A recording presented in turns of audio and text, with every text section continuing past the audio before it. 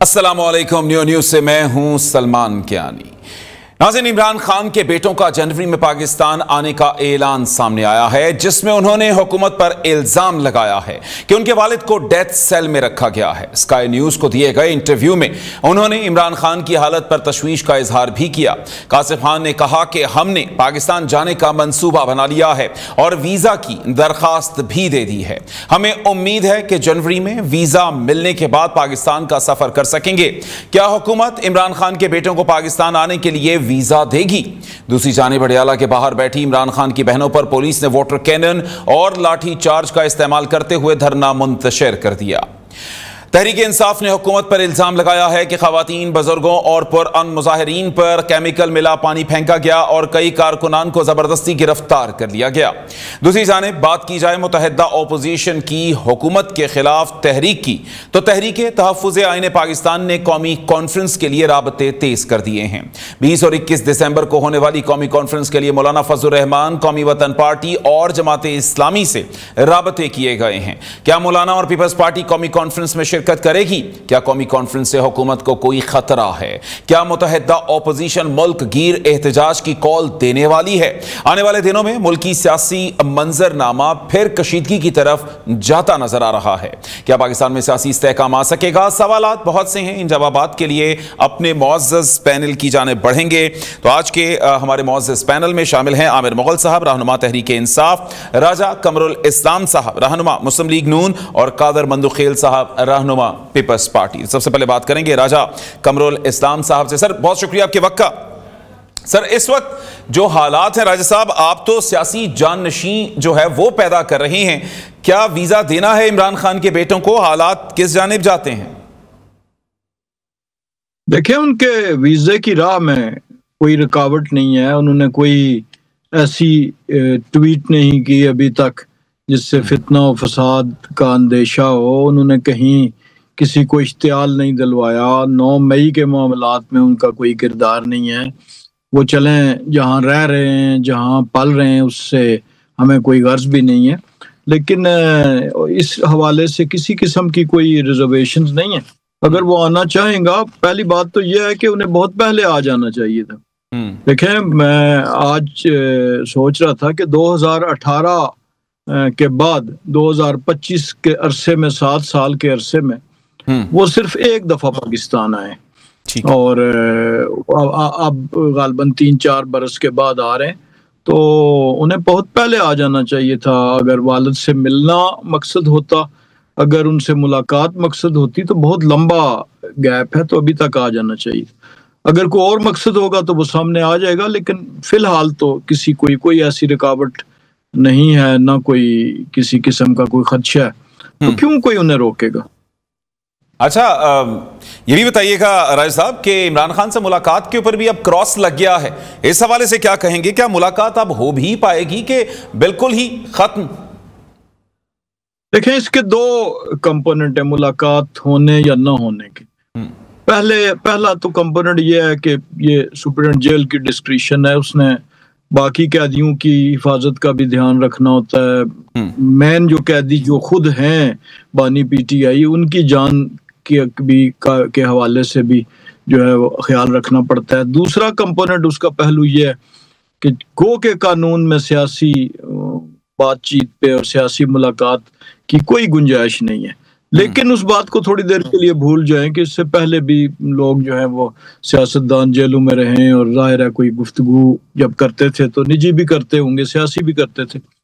लेकिन असल बात यह है कि उस मुलाकात के नतीजे में जब हालात पैदा हों, जब उस मुलाकात के नतीजे में ऐसी ट्वीट्स आए, जब उस मुलाकात के नतीजे में ऐसी गुफ्तगू आए जो दुश्मन के जो बयानिया है उससे ज्यादा मेल खाती हो, मैच खाती हो, और फिर उन्हीं के मीडिया का सहारा लिया जाए, और फिर जो AI जनरेटेड भी चीजें आई कि जो उनका क्लेम है कि जी चलें ये असली नहीं थी, लेकिन उनके असरात तो वही थे। अगर वो असली होती तो तब भी वही असर पैदा करती। तो उन्होंने जो भी अमन व अमान पे खलल डाला, जिस किस्म के लोगों के जज्बात को किया, या अपने मुखालिफ हमारे भारत का जो मुल्क है उसके मौक़िफ़ को तक़वियत दी, तो चाहे वो जाली भी थी, लेकिन वो कहाँ से जनरेट हुई?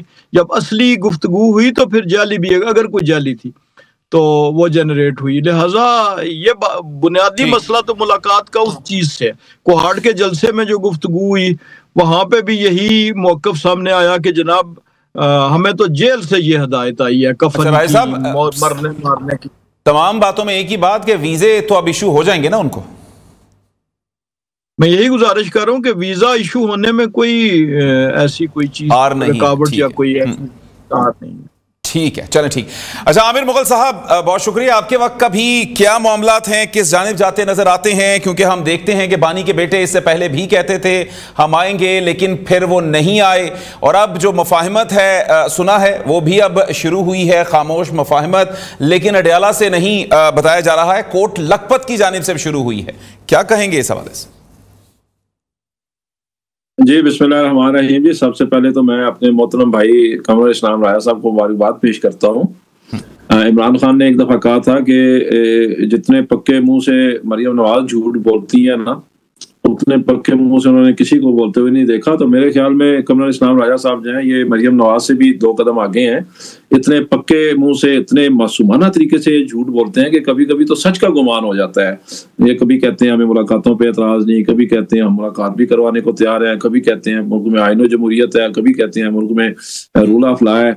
जो रूल ऑफ लॉ है वो रात को सब ने देखा है। इमरान खान की 70 साल की उम्र रसीदा बहनें पूरी रात सर्दी में बैठी रही, और रात को फिर 12-1-2 बजे उन पे जिस तरह वो को केमिकल मिला, पानी फेंका गया। उनके अलावा भी बहुत सारी खवातीन थी, बहुत सारे हमारे कारकुनान थे। पिछले मंगल को भी ऐसे ही किया गया इमरान खान की बहनों पे, अलीमा खान पे, नूरीन खान पे, उज़मा खान पे इसी तरह वाटर कैनन से पानी फेंका गया। और फिर मजे की बात है कमर इस्लाम राजा साहब ने उन पे FIR भी करवा दी, 788, 324 और पेट्रोल बमों से हमले। मतलब है सारी दुनिया के अंदर आप क्या एक तमाशा आपने लगा के रखा हुआ है। रोजाना झूठी FIR देते हैं और फिर इधर आके टीवी पे बैठ के इतने पक्के मुंह के साथ आप झूठ बोलते हैं। कमर इस्लाम राजा साहब आपको तो मेरे ख्याल में मरियम नवाज से भी बड़ा अवार्ड देना चाहिए झूठ बोलने पे।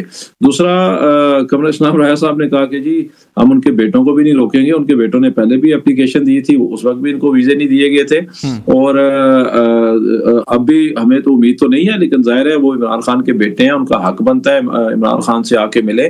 और जो इमरान खान को कैद तन्हाई में रखा हुआ है, महीनों से उनके बेटों से बात नहीं करवाई जा रही, उनके वकला से नहीं मिलने दिया जा रहा, उनके फैमिली से नहीं मिलने दिया जा रहा, उनके दोस्त अहबाब से नहीं मिलने दिया जा रहा।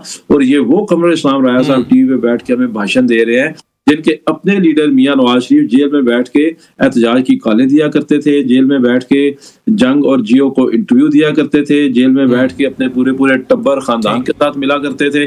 आज रात को मैं दुनिया टीवी का क्लिप देख रहा था, सिर्फ एक वक्त के खाने की वो डिटेल बता रहे थे जो मियां मोहम्मद नवाज शरीफ के लिए उनके घर से बन के आता था, जिसमें छोटा गोश्त, मोटा गोश्त, श्री, पाए, हरेसे और फ्रूट, और वो सारी डिटेल थी। 12-14 किस्म के खाने थे जो घर से बन के आते थे। तो मतलब आपने एक मुल्क को तमाशा और एक मुल्क को शुगल बनाया हुआ है। कोई आइन और कानून नहीं है, कोई यहाँ पे इंसानी हकूक की पासदारी नहीं है, कोई यहाँ पे कोई इखलाकी और जमहूरी रवायात नहीं है। तो ये सोचे तो सही ना कि कल आपके साथ क्या होगा। आज तो आप बड़े मजे से नाच रहे हैं, बड़े मजे से उछल रहे हैं, और इधर आके बैठ के आप मासूमाना तरीके से उनका दिफा भी कर रहे हैं। तो ये तो देखे ना राया साहब कि कल जब आप पे ऐसा वक्त आएगा फिर आपकी चीखें आसमान तक जाएंगी और कुछ सुनने वाला भी नहीं होगा। लेकिन वही आमिर साहब बात तो यही है, हालात तो फिर हम पीछे की तरफ इशारा करते हैं। मरियम साहिबा को पकड़ा गया, फरियाल तालपुर साहिबा को पकड़ा गया, आ गया, फिर कहते हैं इनको पकड़ेंगे। तो ये तो एक ना खत्म होने वाला सिलसिला है जो एक दूसरे की जानिब चलता रहेगा। देखिए क्यानी साहब, बात यह है कि मरियम नवाज को इमरान खान ने कहा था कि आप उधर जाके लंदन में अपनी जायदाद बनाए और फ्लैट खरीदे, और उस वक्त खरीदे जिस वक्त आप और आपके दोनों भाई छोटे थे। यानी कि वो खुद से कोई कारोबार बिजनेस भी नहीं करते थे। तो आप मरियम नवाज का कंपैरिजन अलीमा खान के साथ या आप नूरुद्दीन नियाजी के साथ या आप उस्मा खान के साथ ना करें ना। मरियम नवाज जो थी उनको तो एक करप्शन केस साबित शुदा केस पे, और वो तो मरियम नवाज ने तो कैलिबरी फंड भी जो है वो उस डेट पे जाके एफिडेविट बना के ले आई थी जब कैलिबरी फंड इजाद भी नहीं हुआ था।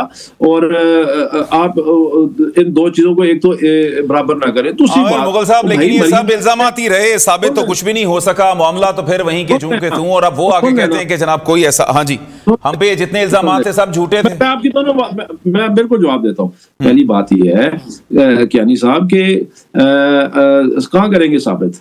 वहां पे करेंगे जहां जजों को बात ना मानने पे उनके घरों में खुफिया कैमरे लगाए जाते हैं, जहां जजों को बात ना मानने पे उनको बॉर्डर पार से काले की जाती है, जहां जजों को बात ना मानने पे उनके बहनोई अगवा करके उन्हें करंट लगाया जाता है, जहां जजों को बात ना मानने पे उनके डिग्रियां 40 साल बाद जाली करार दी जाती हैं। और दूसरी बात चले फर्ज कर लिया, फर्ज करने में कोई हर्ज नहीं है, फर्ज कर लिया कि मरियम और फरियाद के साथ तो आगे आपका फर्ज कर लेती है ना, तो आपने कितनी मरियमों से बदला लेना है? एक मरियम का बदला आपने 1 लाख मरियम से लेना है? आपने यास्मीन राशिद, आयशा भुट्टा, आलिया हमजा, फलक जावेद, सनम जावेद, खदीजा शाह, उनकी जानिब से भी इल्जामात हैं कि यही जजेस थे उस टाइम के जिन्होंने फिर अकामे पे निकाला, और वो मामलात हुए कि जो शायद वहमो गुमान में भी नहीं थे। तो जजेस तो फिर इसी तरह से वहां तब भी मोरद इल्जाम रहे। जी अच्छा, चले इस पे बात करते हैं। मैं जरा कादर मंदुखेल साहब हैं, वो भी हमसे नाराज ना हो जाए, उनको काफी देर से आपने जो बात की है मेरा एक मासूमाना सा सवाल ले ले। मान लिया जी वो जल्दी इस पे अगर आप प्लीज जी सिर्फ इतना बता दें कमरुल इस्लाम राया साहब कि ये जो पार्क लैंड के फ्लैट खरीदे थे, ये गधों पे रकम गई थी या घोड़ों पे गई थी या कैसे गई थी? बस ये कौम को बता दें, बस। ठीक है, चलो ठीक हो गया, ये उनकी बारी पे हम उनसे पूछ लेंगे इसका जवाब। जी कादिर मंदुखेल साहब, आपका भी बहुत शुक्रिया, आपने वक्त दिया हमें। कादिर मंदुखेल साहब, हालात सदा एक जैसे नहीं रहते। हमने देखा कि कल फिर वही वाले मामलात हुए। मजलूमियत कार्ड जो है, यूं लगता है कि पीटीआई के हाथ थमा दिया जाता है। उसी तरह से वहां पर फिर वाटर कैनन का इस्तेमाल, और फिर इनका इल्जाम यह भी है कि केमिकल मिला, जो पानी है वो उन पे गिराया गया, लाठी चार्ज किया गया। तो फिर कहीं ना कहीं हुकूमत जी हुकूमत कहीं ना कहीं मौके तो देती है। जी वही वो पूछ लेते हैं, कभी हुकूमत तो फिर मौके खुद प्रोवाइड करती है कि वो मजलूमियत कार्ड खेलें। तो आप क्या समझते हैं मुलाकात के अंदर जो इस वक्त रुकावट है, क्या ऐसे होना चाहिए या एक स्मूथली मुलाकात हो, मामलात जरा बेहतरी की जानिब जाएं? देखिए, पहली बात तो ये कि मुलाकात बिल्कुल होना चाहिए। 18वीं तरमीम में आर्टिकल 10 ने जो शामिल किया गया वो यही है कि कोई भी मुलजिम हो, जो भी उसके ऊपर इल्जाम हो, उनको अपनी वकला से, उनके अपनी फैमिली मेंबर से मुलाकात जो है ना वो जरूरी है। लेकिन हर चीज की जो है ना एक दायरा भी होता है। अगर मैं आइन के आर्टिकल 8 से 28 तक देख लूं, जहां आपको जलसे, जुलूस और सियासत सब की जरूरत है, वहां कदगन भी है। कदगन ये है कि कानून के दायरे में। अब आप मुझे एक बात बता दें कि आमिर मुगल साहब ने बड़ी लंबी तंबी बांध ली है और साथ साथ में धमकी दी है। इसके ऊपर मुझे एक लतीफा याद आया। एक शख्स जो फ्री में खाने में हर शादी में जाता था, और जब कोई शादी होती थी तो उसकी बेटे उनको बांध लेते थे, और फिर वो अकेले में सोच बैठ के ये कहते हो अभी तो खाना लगा होगा, अभी तो कौरमा भी डाला होगा, अभी तो बिरयानी भी आई होगी। तो ये सारी बातें अभी जेल में बैठ के ये ख्वाब देख रहे कि दोबारा ये इंतकाम हुकूमत में आएंगे और फिर एसी भी उतरवाएंगे, फिर जेल के अंदर जो ना वो सलाखें भी मजबूत करेंगे, और फिर ना जाने क्या क्या टॉर्चर करेंगे। अदी फरियाद तालपुर को रात 12 बजे अस्पताल से घसीट के जेल में भी डालेंगे। मरियम नवाज के साथ भी यही करेंगे। वो फिर ये सारे इंतकाम, राना सनाउल्लाह को भी मूंछों से पकड़ के जेल में डालेंगे। वो भाई अब क्या क्या कर चुके हो, सारी अपनी सारी जो पुरानी आपकी जो जुल्म था वो तो जरा याद कर ले कि उस वक्त आपको ये शायद फैज हमीद ये बताया है कि थायात आप सदर पाकिस्तान होंगे और मैं थायात आर्मी चीफ हूंगा। उसको तो 2 जूते पड़े, उसे तो सब कुछ बता दिए।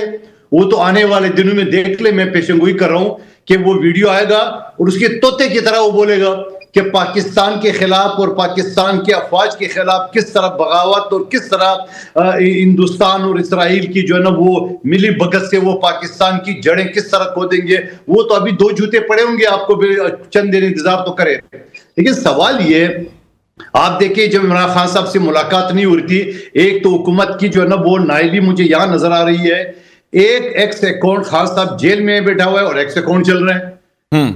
40 अरब रुपए के फायरवॉल खरीद लिए चाइना से हुकूमत ने, वो पकड़ नहीं सके। आखिर में जाके जब ये उज़मा बीबी जेल गई है और उसके बाद जब जेल से वापस आई तो न जाने वो ऑपरेट कर रही या किसी और के जरिए, तो जाके फील्ड मार्शल के खिलाफ जो है ना वो दाग दी एक निशाना।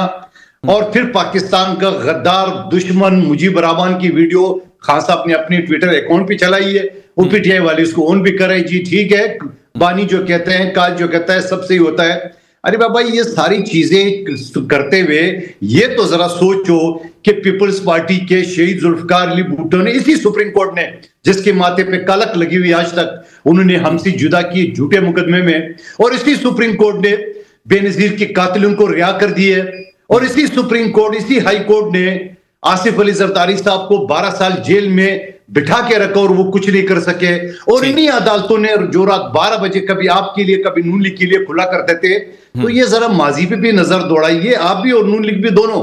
लेकिन सवाल ये कि ये तमाशा आखिर कब तक? आप मुझे बता दें कि आपने पिछले मर्तबा जो असम्बलियां सारी तोड़ी, उसके बाद जाके अभी आप स्टैंडिंग कमेटियों से सबसे आप बाहर आ गए, अभी तो आपकी कोई रेलेवेंट ही नहीं रही, अब आपकी तो जरूरत ही नहीं है हुकूमत का। और मैं कहता हूं हुकूमत खेल रही है, सलमान कियानी साहब, हुकूमत खेल रही है। वो यूं खेल रही है कि लिस्ट 5 बंदूकें बेचते हैं, तो बाबा 5 के बाद आप 5 लोगों को क्यों छोड़ते हो? उन्हीं 5 को छोड़ो जिसका नाम लिस्ट में गया। आप लोगों को छोड़ते हो, फिर सारे रात बिठा के रखते हो, रात 2 बजे फिर ठंडे पानी से उनको नहलाते हो। तो ये हुकूमत तो खेल रही है, इस वजह से खेल रही है कि आवाम जो है ना, ये महंगाई और ये जो मुल्क में सूरत हाल है, ये जो सिक्योरिटी सूरत हाल है, इन सब चीजों से जो है ना वो तवज्जो हट जाए। और टॉक शो में आप भी और हम भी और बाकी चैनल वाले भी इन्हीं पे बात करेंगे कि खान साहब से मुलाकात हो गई कि नहीं हुई है, नहीं हुई है तो कितने बजे नहीं हुई है, अभी बेटे भी आ रहे हैं। तो मैं उन बेटों को ये कहना चाह रहा हूँ, बड़े गैरतमंद बेटे खान साहब के, वो दुबई जो है ना क्रिकेट मैच देखने आती है, अब्बा की खैरियत मालूम करने नहीं आते। अभी जाके वीजा डाल दिए, अब अल्लाह करे अपना कमर इस्लाम साहब, शहबाज शरीफ साहब को बोलो 1 वीजे नहीं 2 वीजे लगा के दे, बल्कि तहयात वीजे लगा के दे उसको, ताकि जो है ना वो आना जाना रहे। न वो आएंगे, न मुलाकात करेंगे, न कुछ करेंगे। मेरे सामने जो एक वीडियो गुजरी है वो तो बड़ी खतरनाक गुजरी है। मैंने अपने ग्रुप में भी कहा पार्टी के कि ये आई, ये जनरेटर तो नहीं है, तो ये आमिर साहब उसको कंफर्म करेंगे। जो उनके बेटों ने जो है ना वो इंटरव्यू दी है कि ना जाना खान साहब नहीं होंगे, फिर हम जाएंगे पाकिस्तान, फिर क्यादत संभालेंगे, पर पता नहीं क्या करेंगे। अब ये क्यादत के लिए पता नहीं कितने लोग तैयार है, अलीमा बीबी, उज़मा बीबी, गंडापुर, गौर खान और शाह महमूद कुरैशी, और फिर ये इधर उधर जो भागे हुए लोग हैं वो भी पर तोल रहे। तो ना जाने ये पीटीआई को कितने लोग संभालेंगे। तो कादर मंदोखेल साहब, आप तो फिर खुद से देखें कि सियासी कर दिया, तो फिर तो हुकूमत खुद सियासी जानशीन नहीं पैदा कर रही है। आपको यूं नहीं लगता कि उनको मौका दिया जा रहा है? मैं तो कह रहा हूं हुकूमत खेल रही है, मैं तो कह रहा हूं। बिल्कुल ठीक। चलें, राजा कमरुल इस्लाम साहब, आप मुकम्मल तौर पर इल्जामात लगाते हैं पीटीआई पर, लेकिन राना सनाउल्लाह साहब का वो बयान के जिसमें वो कहते हैं कि बाजवा साहब ने उनको उनके हवाले से कहा कि राना सनाउल्लाह बहुत मोटा हो गया, इसको जरा स्मार्ट करो। तो फिर मामलात खाली पीटीआई पर क्यों? तो बहुत कुछ और भी था वहां पर कि जिसकी जानिब आपको इशारा करना चाहिए। देखिए, अभी तक जो मुकदमा चला है, पहले मैं जरा पक्के और कच्चे मुंह का फर्क तो अभी पता चल गया होगा। मैंने तो बड़ी जो है खुशदिली के साथ खान साहब के बेटों को, गोल्डस्मिथ के 2 तरमानों को जो है वो वेलकम कहने का कहा था कि वो आए और जरूर मिले। तो बिल्कुल जो है पक्के से कहा या कच्चे से, लेकिन पक्के और कच्चे का फर्क तो पता चल गया होगा। अब सूरत हाल ये है कि ये, अब पहले जरा उसी बात पे आ जाएं कि जब मेरा चूंकि ये इलाका हमारा जो पिंडी का रूरल एरिया है, वो कुछ 2-3 लाख की आबादी अडयाला से पार भी बसती है, और वो लोग जो हैं वो फंसे होते हैं, और ये 50 लोग आके सड़क पे बैठ जाते हैं। और क्या कानून ये इजाजत देता है कि सड़क ब्लॉक कर ली जाए? सड़क तो 20 लोग भी सड़क पे बैठ जाएं तो बंद हो जाती है। तो उसके लिए अगर कोई 3-4 ही तरीके हैं, या आंसू गैस है, या लाठी चार्ज है, या रबर बुलेट्स हैं, या फिर सबसे बेनाइन जो है वो वाटर कैनन है कि उसके डिस्पर्स करने के लिए और क्या तरीका इख्तियार किया जाए। और मैं तो मुतालबा भी करूंगा या जेल ले जाएं या कैदी ले जाएं, लेकिन कम से कम हमारे लोगों को रावलपिंडी ज़िला जो निस्फ उस तरफ है उसको इस अज़ियत से निजात दिलाएं। तो ये तो पहला इसका हिस्सा हो गया। दूसरा आपका सवाल जो था वो रिगार्डिंग राणा सनाउल्लाह साहब के मुज़ाकरात, हाँ जी, राणा सनाउल्लाह साहब का बयान। तो ये अभी जो हुआ है कोर्ट मार्शल, ये चूंकि उसकी जो समरी ऑफ एविडेंस थी वो तो बनी थी उस वाक़े के ऊपर कि जिस पे इनको सादक और अमीन डिक्लेयर करने वाले चीफ जस्टिस को भी चोरी की 2 गाड़ियां हवाले की गई और वो बरामद हुई। सादक और अमीन का सर्टिफिकेट बांटने वाले डैम बाबा थे, उनके बेटे के घर से वापस मंगवाई गई। तो ये रिपोर्टेड, वाइडली रिपोर्टेड इशू है कि कीमती तरीन गाड़ियां जो उस के घर से उठाई गई थी वो टॉप सिटी वाले से, वो गिफ्ट की गई थी काजी अल कुज़त को कि जिसने सादक और अमीन करार दिया था। अब ये पता नहीं पक्का मुंह है या कच्चा मुंह है, लेकिन बहरहाल कहानी तो यही बनती है। तो बहरहाल मैं अगर फिर भी कोई गलती होगी तो मैं अपने भाई से माज़रत खाऊं। अब मैं आपके सवाल की तरफ बात कर रहा हूं कि उसके मुताबिक जो है वो उनका वो वाला अभी तक रोल उसका तयन हुआ है जो उसके बाद का है, उनकी पोस्ट रिटायरमेंट का है, सवाए उस टॉप सिटी वाले इशू के।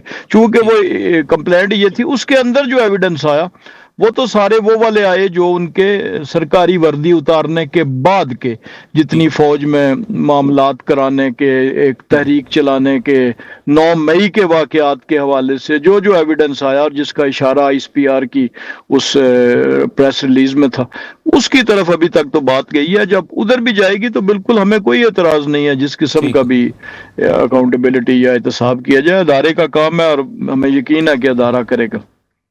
अच्छा चलें, ठीक है। राजा कमरुल इस्लाम साहब, इस हवाले से आपका पॉइंट ऑफ व्यू आया है। तो नाज़रीन, प्रोग्राम का सिलसिला यूं ही जारी रहेगा, गुफ्तगू का सिलसिला यहीं से आगे बढ़ाएंगे, लेकिन एक मुख्तसर से ब्रेक के बाद।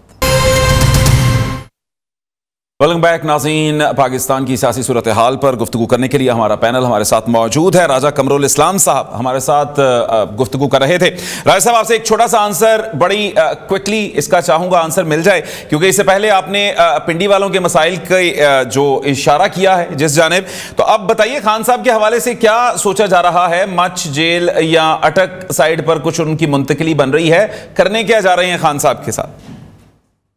देखें, मेरी तो बड़ी मासूम सी बात है कि मेरे इलाके के लोगों को इस अज़ियत से निजात दिलाई जाए और ये जो रोज़ का मामला है इसको हल करें। और मैंने तो उसके लिए 2 ऑप्शंस रखी हैं, या जेल ले जाएं या कैदी ले जाएं, दो ही तरीके हैं। बाकी हुकूमत हालात के मुताबिक खान साहब की सेफ्टी के पॉइंट ऑफ व्यू से, दीगर कैदियों की सेफ्टी के पॉइंट ऑफ व्यू से, जो बाहर लोग आते हैं, मासूम लोग जो किसी न किसी जो है वो प्रोपेगेंडे का शिकार होकर या इश्तियाल का शिकार होकर पहुंचते हैं, उनकी जान को भी डेफिनेटली खतरा होता है। अंधेरे में कितनी दहशतगर्दी हो रही है, दीगर वाकयात हो रहे हैं।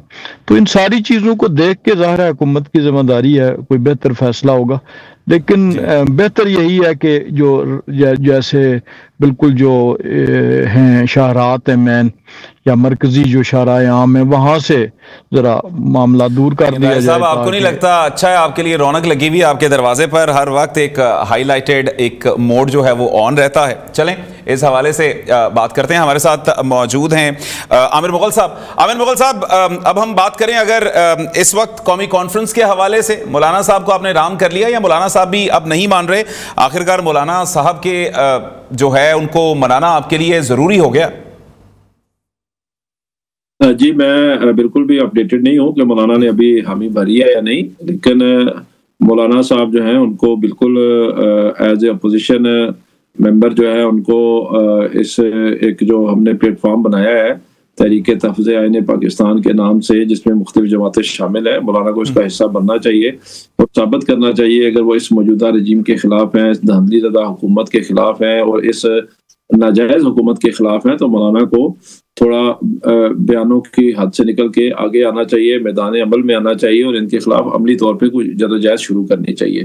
थोड़ा सा मैं कियानी साहब बात करूँगा, कादर मंदखेल साहब ने भी बात की जनरल फैज हमीद के ट्रायल पे और कमर इस्लाम राजा साहब ने भी और हमें डराने की भी कोशिश कर रहे थे मंदोखेन साहब कि पता नहीं वो कौन कौन से बयान दे देगा और पता नहीं क्या क्या हो जाएगा। तो देखिए मेरे कुछ सवालात हैं इस पे, हमें इससे कोई गरज नहीं है कि जनरल फैज हमीद के साथ क्या हो रहा है, उसका अपना इदारा है। अगर उसने कोई गलत काम ड्यूरिंग सर्विस किए हैं या आफ्टर सर्विस किए हैं रिटायरमेंट के बाद, तो उसका बिल्कुल एहतसाब होना चाहिए। लेकिन मेरा सवाल ये है इस पे, जनरल फैज हमीद का जो ट्रायल हुआ है या कोई आइंदा भी इंदिया दिया गया है कि कुछ और मामलात की भी तहकीक हो रही है कि जनरल फैज हमीद पे इल्ज़ाम था कि उसने सियासत में मुदाखलत किया है। ये अभी वाज़ह नहीं है उस जो प्रेस रिलीज आई है उसकी हद तक कि आया उनको सजा रिटायरमेंट के बाद सियासत में मुलव्वस होने पर दी गई है या सियासत से पहले। लेकिन यहाँ पे एक DGISI ऐसे भी मौजूद हैं जिन्होंने सुप्रीम कोर्ट में बयान हल्फी जमा करवाई है। उनका नाम जनरल असद दुरानी है, वो सबका DGISI हैं, और उनके साथ जनरल असलम बेग जो सबका आर्मी चीफ है, दोनों के बयानात मौजूद है। और असद दुरानी को तो बयान हल्फी मौजूद है कि मैंने एज अ DGISI अपने आर्मी चीफ के हुक्म पे सियासी जमातों पे 14 करोड़ रुपया तकसीम किया था, जिसमें नवाज शरीफ भी शामिल थे और उसमें जमात इस्लामी भी शामिल थी। उस वक्त के सारे सियासतदान थे, मुस्तफा जतोई XYZ सारे।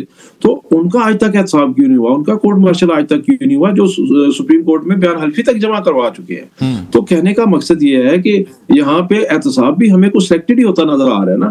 फिर अब बात की इन्होंने एहतसाब की और पता नहीं उसके क्या नतायज होंगे। तो मुझे ये बताएं, आपने सुना होगा ख्वाजा आसिफ का बयान जो उन्होंने टीवी पे बैठ के दिया था कि मुझे यानी कि ख्वाजा आसिफ को DGISI जनरल फैज हमीद ने जनरल एजाज बाजवा के ससुर के घर जनरल एजाज अमजद के घर बुलाया 2019 में, और जनरल बाजवा का ये पैगाम दिया कि हम इमरान खान की हुकूमत को हटाना चाहते हैं और आप जो है वो आके वफाक संभालें और इसके बाद आपको पंजाब भी दे देंगे। यही बयान आपने राना सनाउल्लाह से सुना होगा, उन्होंने भी टीवी पे कहा ये बात है कि हमें पैगाम मिला था जनरल फैज का कि आप हमसे हुकूमत ले रहे। फिर आपने नदीम मलिक के साथ इंटरव्यू सुना होगा मौलाना फजल रहमान का, जो उन्होंने बड़ी डिटेल से बताया कि मुझे यानी कि मौलाना फजल रहमान को, नून लीग और पीपल्स पार्टी को जनरल बाजवा ने और जनरल फैज हमीद ने कन्विंस किया कि आप लेके आए इमरान खान के खिलाफ अदम एतमाद और हम उसको कामयाब करवाएंगे, और फिर उन्होंने कामयाब करवाई। ये पूरा इंटरव्यू दिया है नदीम मलिक ने। तो कहने का मकसद ये है कि इस एतराफी बयानात पे, एतराफी जुर्म पे कब सजा मिली जनरल फैज हमीद को, जनरल बाजवा को, ख्वाजा आसिफ को, नवाज शरीफ को, शहबाज शरीफ को, मौलाना फजल रहमान को, ये तो एतराफी जुर्म किए हुए उन्होंने टीवी पे बैठ के कौन के सामने। बिल्कुल ठीक हो। अगर इसमें भी हमें कि सबको, बाकी जनरल बाजवा को, शहबाज शरीफ को, नवाज शरीफ को, मरियम नवाज को, ख्वाजा आसिफ को, राना सनाउल्लाह को, मौलाना फजल रहमान को कोई हाथ नहीं लगाएगा, तो इसका मतलब है यहाँ भी पिक एंड चूज हो रहा है ना। और फिर एक और बात, मेरा सवाल है, दोनों एक और इनसे सवाल है, लेफ्टिनेंट जनरल जावेद इकबाल साहब को 14 साल कैद हुई थी अमेरिका के लिए जासूसी के जुर्म में। जो मौजूदा जो फील्ड मार्शल है, इन्होंने आते ही पहले दिन माफ कर दी थी। अब सवाल ये उठता है कि अगर तो वो सजा दुरुस्त थी, आर्मी मिलिट्री कोर्ट से हुई थी, तो फील्ड मार्शल ने माफ क्यों की? अगर वो सजा गलत हुई थी तो इसका मतलब है कि फिर मिलिट्री कोर्ट में गलत सजाएं भी हो जाती हैं। तो इस बात की क्या गारंटी है कि कोई नया चीफ आएगा तो जनरल फैज हमीद की सजा माफ कर दी जाएगी? चलें, तो ठीक हो गया आमिर मुगल साहब, आपका पॉइंट आ गया। ठीक ठीक ठीक, चलें कादर मंदोखेल साहब, यही एक लंबी चौड़ी चार्जशीट जो है ये आमिर मुगल साहब की जानिब से दी गई है। तो एक सिलेक्टिव एहतसाब क्यों नून लीग चाहती है कि सैलाब, ये जितना भी इस हवाले से एहतसाब चल रहा है, ये बड़ा सिलेक्टिव सा हो, इनके मामलात जो हैं वो सिर्फ उतने ही हों कि जितने इनको फायदा दे सकते हैं, जहां पर खुद मुलव्वस होते हैं वहां तक हाथ ना पहुंचे। तो क्या इस तरह से जो एक एहतसाब का सिलसिला है जिसका बार बार शोर डाला जाता है, वो अपने मंतकी अंजाम तक पहुंचेगा? यानी साहब किसी बेनमाजी से पूछे कि नमाज क्यों नहीं पढ़ते, वो आपको उल्टा जवाब लेगा, आपकी नमाज का क्या फायदा, तुम लोग गलत बयानी करते हो, झूठ बोलते हो, मिलावट करते हो वगैरह वगैरह। वो अपनी सवाल का जवाब नहीं देगा। इसी तरह किसी चोर से पूछो कि आपने चोरी क्यों की है, बोलो फलाने भी तो किए, फलाने भी किए, अपने जवाब नहीं देगा। ओ भाई ग्रिप में आप आए हो, अपनी बात बताओ। अभी तो मैं कह रहा तोते की तरह वो बोलने लगेगा। अब आप शुरू करें 1947 से, फिर नवाज शरीफ साहब की पार्टी से पूछो, बोले 1947 से शुरू करो। अभी तो आपका फैज हमीद ग्रिप में आया हुआ है, जो थायात आर्मी चीफ बनना चाह रहा था, जिसने आर्मी के अंदर बगावत की है। बिल्कुल। और एक बात मोहतरम और बता दो आपको, मुझे नहीं पता कानून के आप कितने बाखबर है, सदर पाकिस्तान के पास भी माफी का इख्तियार है। कोई जुर्म मुलजिम को सजा हो जाए तब, इसी तरह आर्मी चीफ के पास भी कोई कोर्ट मार्शल हो जाए उसके पास इख्तियार है। अब आप क्या चाहते हो कि सदर पाकिस्तान से और आर्मी चीफ से ये इख्तियार ले, या मुझे नहीं मिले तो किसी को नहीं मिले? ये तो बात की बात है, कानून मौजूद है। सवाल ये इन सारी बातों का कि आने वाले दिनों में फैज हमीद जब बोलेगा, और ये वही फैज हमीद है जिसने अपनी पीटीआई के एक एमएनए की डिस्क्वालिफिकेशन किसमें किया है, मुझे 1.5 घंटा से बेजा में रखा, मेरे छोटे भाई बैरिस्टर मसूद मंदोखिल समेत, और कहा कि अपने आप को एमएनए बनाता है, एमपीए बनाता है, सेनेटर बनाते हैं। जब मैंने इनकार किए तो 15 से 20 करोड़ एक रिटायर्ड ब्रिगेडियर ने मुझे घर बुलाया, मुझे ऑफर किया है। जब उसका भी मैंने इनकार किया तो कत्ल की धमकियां दे रहे थे। क्या फैज हमीद एक गैंग बकायदा लोगों को कत्ल गारत में, लोगों से पैसे बटोरने में नहीं शामिल था? अच्छा, क्या जहांगीर तरीन और आलिम खान जो जहाज लेके घूमते थे और पीपल्स पार्टी नून लीग के लोगों को जब आप तोड़ते थे तो आप कहते हैं कि हमने विकेट गिरा दी है? अच्छा कादिर मंदोखिल साहब, एक सवाल यहीं पर आपसे गिर जाए तो वो विकेट है। यहाँ पर एक सवाल आपसे, ये सब खेल के पीछे फैज हमीद शामिल नहीं था क्या? 2018 के इलेक्शन में आरटीआई सिस्टम बिठा के आपको पाकिस्तान पे मुसलत नहीं किया फैज? अच्छा कादिर मंदोखिल साहब, एक सवाल, आप माहिर कानून भी हैं, ये बताइएगा क्या एक मुजरिम जो है वो क्या वादा मुआफ गवाह बन सकता है?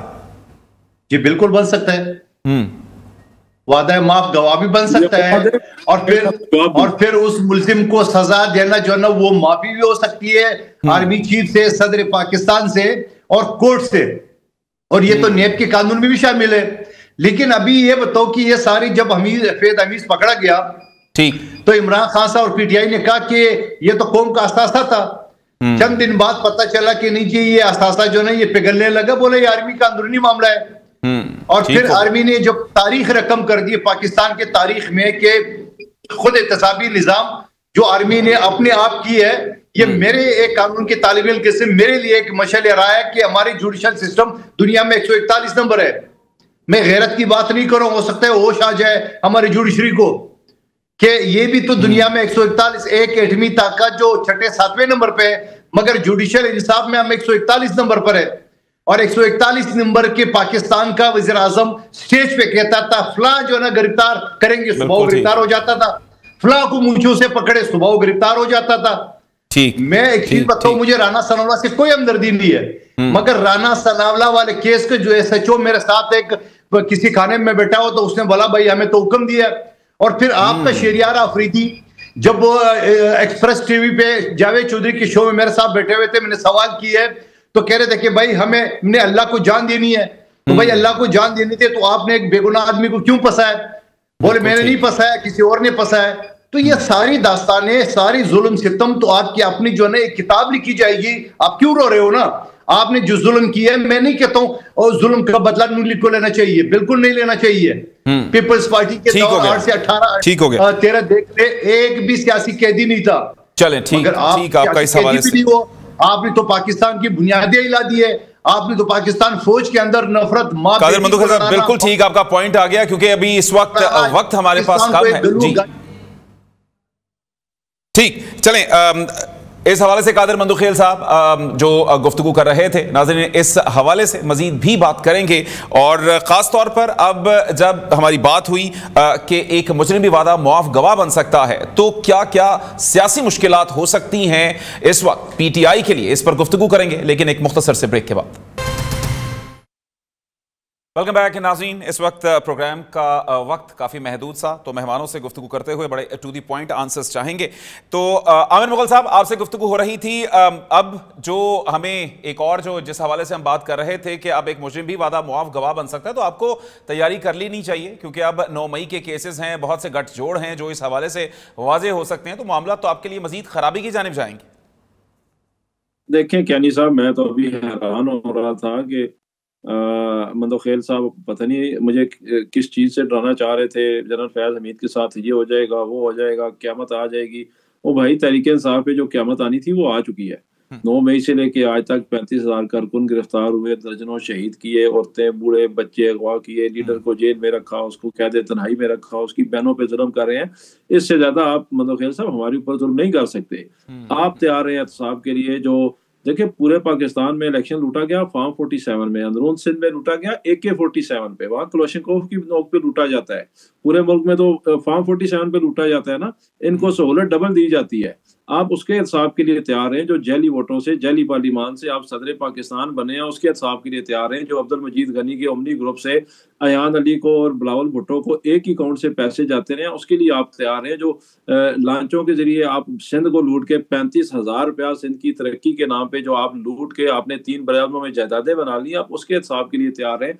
जो पाकिस्तान में आईन और कानून का आपने खिलवाड़ किया है अब्दुल खादर मंजर खेल साहब, आप उसके लिए तैयार हैं? जो आप नून लीग के साथ में शरीक हैं, जो तहरीके इंसाफ के साथ किया जा रहा है और पाकिस्तान में कानून की और आइन की पामाली की जा रही है, इंसानी हकूक की पामाली की जा रही है, और जो कोई तबका आपने नहीं छोड़ा, ना आपने सहाफियों को छोड़ा, ना वकला को छोड़ा, ना आम आवाम को छोड़ा, आप उसके लिए तैयार है? हमें क्या आप डराते हैं मदोखेर साहब? हमें जितना मारना है आपने मार लिया, 2-4 और भी मार लेंगे। आपको भी पता चल गया हम भागने वाले नहीं है, मैदान छोड़ने वाले नहीं है। ठीक पॉइंट आ गया सर। आमिर साहब आपका पॉइंट आगे, वक्त बड़ा महदूद सा है, लिहाजा इसलिए माजरत कि मैं आपको आपकी गुफ्तगू में मुखल हो रहा हूं। तो कादिर मंदोखेल साहब, मामला तो फिर आपके लिए भी ठीक नहीं है। वो कहते हैं हम तो गुजर गए जिस एहतसाब में से गुजरना है, मुश्किलें हमने सह ली, अब आपकी बारी है। और खासतौर पर जब हम बात करते हैं अब ये एक और बात कि NFC के हवाले से जो है इस अवार्ड में तब्दीली के हवाले से कहा गया राना सनाउल्लाह साहब की जानिब से, तो 28वीं तरमीम आप समझते हैं कि आपके लिए आसान होगी, ना कि फिर कड़ा इम्तिहान बन जाएगी आपके लिए? आमिर मुगल साहब को पहले मैं अपने हल्के का बताऊं, या मुखबर खास को सीट दी गई है मुस्तफा कमाल को, और वो AK-47 नहीं है, क्लाशनकोव और पता नहीं तो 47 का वो यहाँ पे तो दहशतगर्दी के एक आलम है कराची में। और खुद मुस्तफा कमाल और गवर्नर कसूरी का स्टेटमेंट आ चुका है कि हमें वोट नहीं मिला। बाकी मैं ये नहीं कहूंगा कि आपसे इंतकाम लिया जाए, और जो आप बातें बता रहे हो ये तो आपके लिए कुछ भी नहीं है ना। आप बात ये होता ना, ये आपके लिए कुछ भी नहीं है। आप कह रहे हैं मैदान भागने वाले नहीं है। आपने मासूम पश्तूनों को इस्लामाबाद बुला के, बुशरा बीबी पहले ही भागी और गंडापुर बाद में भागा, बाकी इस्लामाबाद आपकी क़यादत तो निकली ही नहीं। कहाँ थे आपके लोग? 12 करोड़ सुबह पंजाब से कितने लोग निकले? 20 लाख आबादी इस्लामाबाद से कितने निकले? 6 करोड़ सिंध से कितने निकले? आपने सरकारी मुलाजमीन को खैबर पख्तूनख्वा से लेके और मासूम पश्तूनों को लाके और खुद भागे। भागना किसे कहता है? मैं नहीं कहता हूँ इंतकाम लेना चाहिए, मैं सिर्फ आपको यह दिला रहा हूँ, आपको अपना वक्त याद रखना चाहिए कि आपने जो जुल्म सितम किए है अब आप बर्दाश्त करें। मैं नहीं चाहता हूँ आपके साथ जुल्म हो। ठीक, चलो ठीक। अच्छा आमिर साहब, पंजाबी भी चले आमिर साहब राजा साहब से पूछ लेते हैं। राजा साहब, एक जो है वो तनबीह आपको भी दे दी गई है, मामला फिर आपके लिए भी ठीक नहीं होंगे। कह दिया आमिर मुगल साहब ने कि मामला आपके लिए, हम तो तमाम जुल्म सह चुके, हम तमाम चीजें सह चुके हैं और अब बारी जो है वो बाकियों की है, तो फिर जवाब तो फिर आपको भी देना पड़ेगा।